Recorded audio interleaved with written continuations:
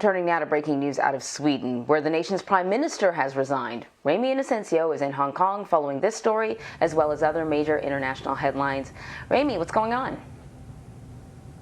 Anne-Marie, yes, good evening from here in Hong Kong. That's right. Stefan Löfven, the Swedish Prime Minister, is now the former Swedish Prime Minister because he's resigned in order to avoid a snap election, and that is because of COVID. Now, what happened here is that his party lost a vote of no confidence just last week Monday. Now, what this means for the government is that leaders of all the political parties need to come together in order to negotiate to find a kind of parliamentary majority. Now, the interesting thing here is that if they don't come to a decision, that means they're going to have that snap election anyways.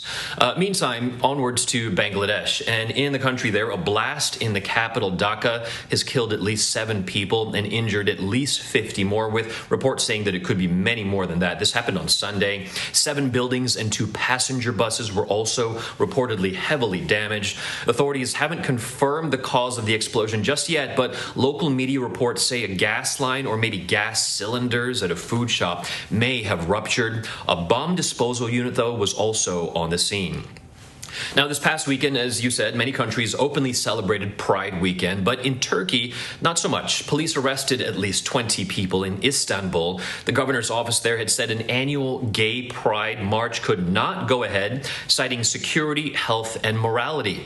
Now, this isn't the first year, though. Istanbul has banned pride marches since 2014. That was when tens of thousands of LGBT citizens and their supporters took part.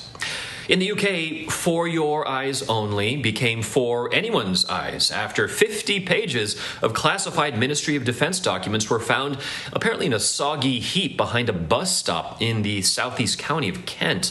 Those documents were linked to the HMS Defender, which sailed through Ukrainian waters just last Wednesday. Now, that was meant to be a show of support for Ukraine. Russia, though, forcefully annexed Crimea back in 2014. The British government has launched a probe into how those documents actually ended up where they did. And right here in Hong Kong, police arrested the lead opinion writer of the now defunct Apple Daily newspaper as he was trying to board a plane to the United Kingdom.